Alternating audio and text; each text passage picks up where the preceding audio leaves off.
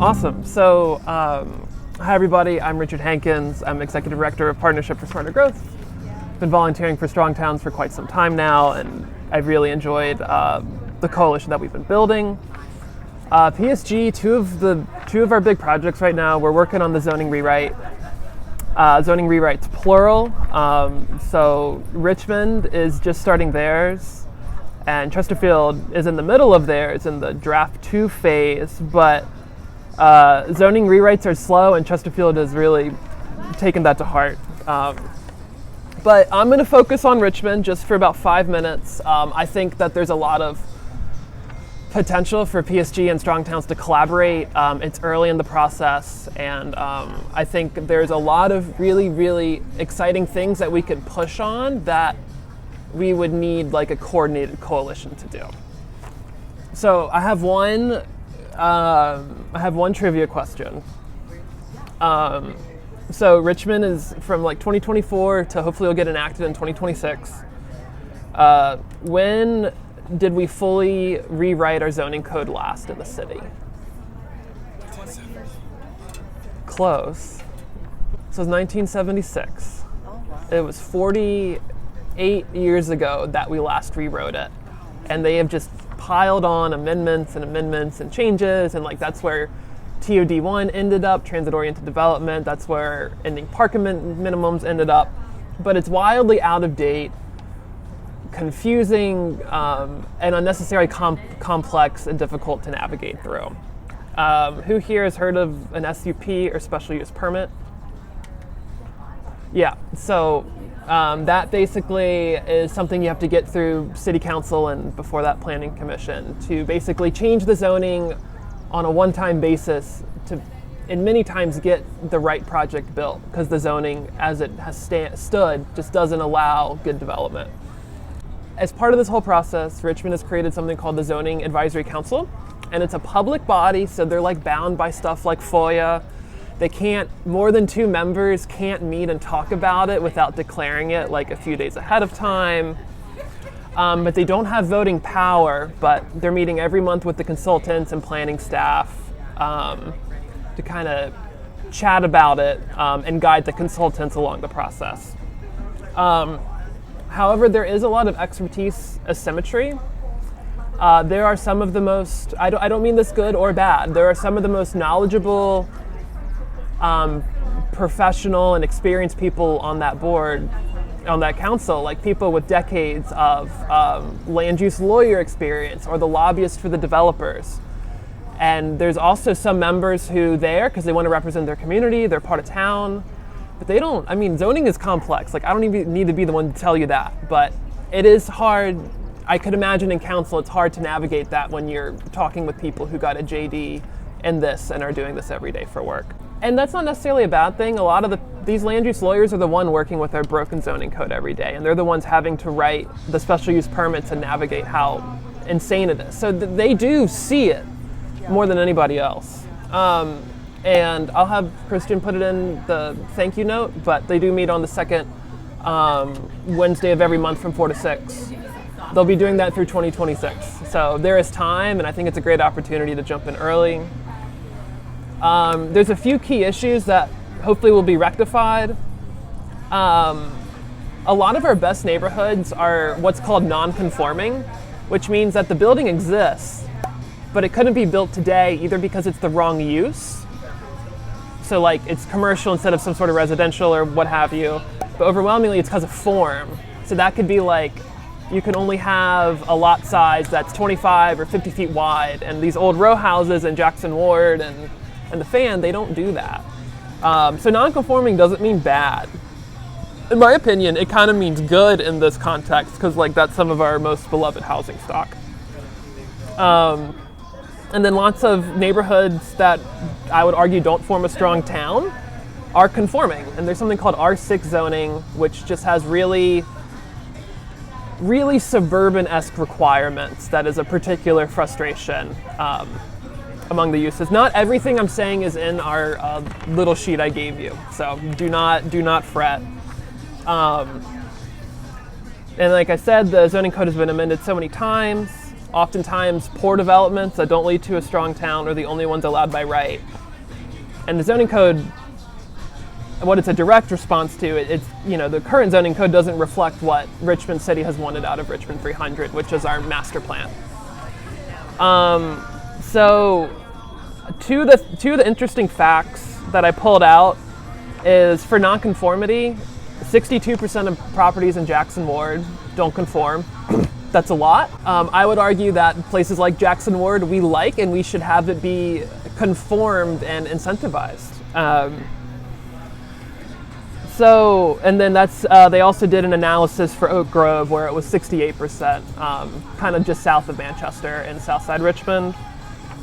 The consultants in September's meeting, and if we want to talk about this later, there were some discussion questions which included consolidating zoning districts, increasing ADU size, or going full duplex.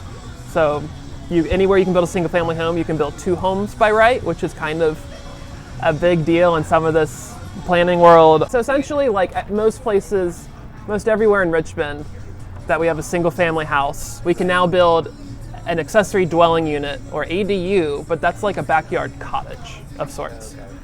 And so the consultants, just kind of testing the waters to see what the zoning council may feel about it, was like, well, right now they're limited to 500 square feet, or I think a third of the square footage. And so they're like, well, maybe we should consider making that bigger, or just go all the way and just allowing 1 or 2 units on everywhere where it's zoned for 1 unit. Like the neighborhoods will still be the neighborhoods tomorrow. Just as we go forward in years and decades, it'll allow more variety, essentially, more choice. They have a lot of now new mixed use designations. They have industrial mixed use, neighborhood mixed use, and corridor mixed use at least. And so they're talking about stuff like that. The duplex thing I pulled out, I just got very excited over it, but it's not like that's the only big idea in there. Just a lot of residential land in Richmond 300 would be relatively unchanged since the ADU bill. Right. The duplex bill would kind of be a fundamental change. In my neighborhood, they're already doing it. It's just by special use permit. Right, and that adds a lot of cost and bloat and kind of makes it top-down development over bottom-up, because then you need more money and resources and land use lawyers to even figure the thing out.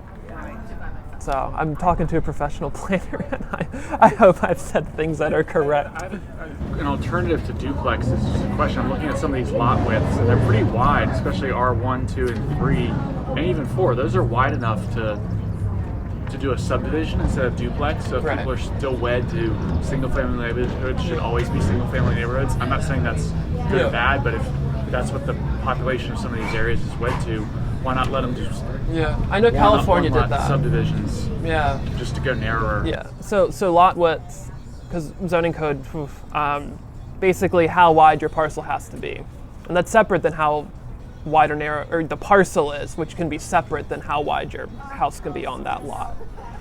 So what Thomas is saying is you could still have single family housing, but if you just make the lot width half, then on the same effective plot of land, you've then given the opportunity to allow more density while still keeping the character that some people were looking for. I was just going to say last night, how's that dividing process happen for the big lots? You'd have to do a knockdown and rebuild.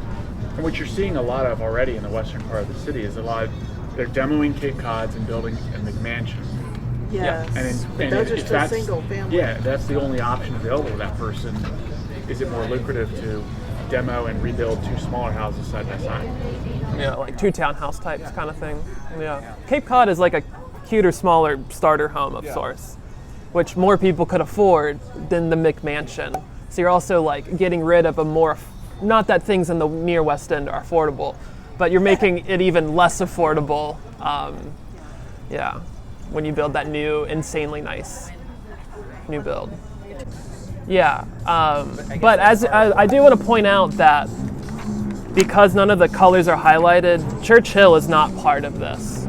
I just pulled out one slide, and each one, you can see on the key, though it's small, of what they apply to. And neighborhood, most of the old city, this doesn't apply to. If we had AV, I mean, the whole presentation that the consultants put together is phenomenal. I wanted to give people a one-pager, and so that was the slide I pulled out. Is that presentation public? Oh yeah, it's online.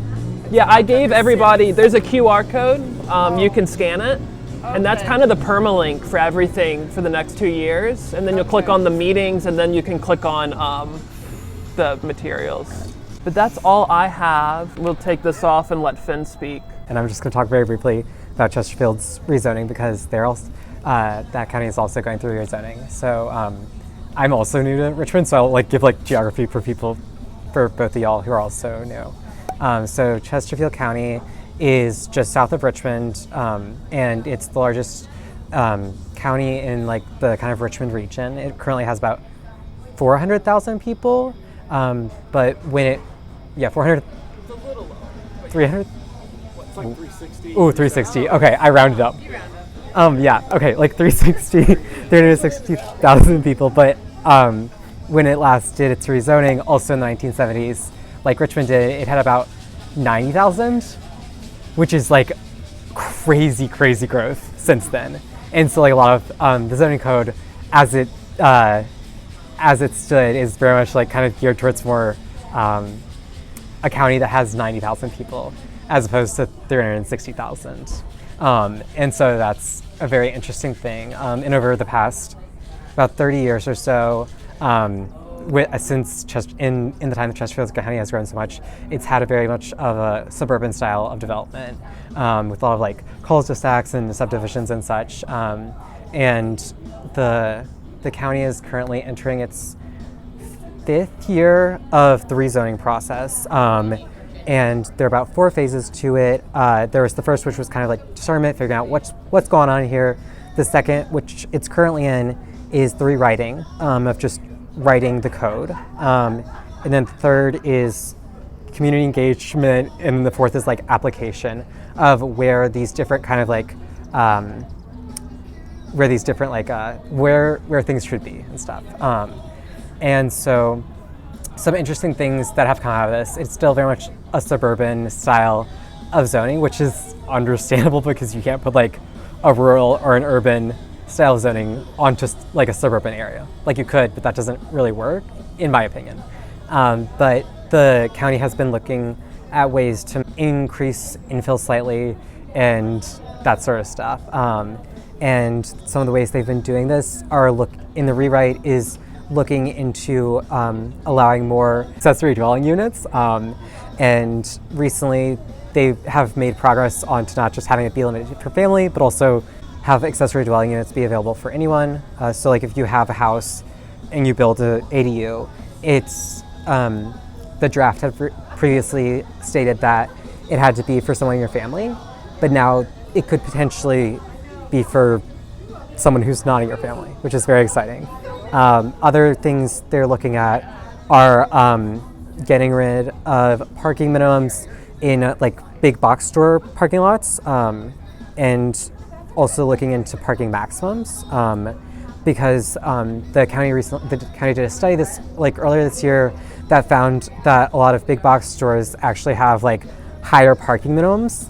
If you have a Target, they're gonna say, oh, you need way more parking than any given county would say. So even if you get rid of parking minimums, it doesn't really do anything to maybe limit the size of those really big parking lots, which is something really fascinating. And then also looking more into connectivity between different commercial areas as well as residential and such. The county is currently looking at about having 12 different districts that the zoning could be. So this is rural, suburban, semi-urban, transition residential. That is a very broad overview of Chesterfield County's rezoning.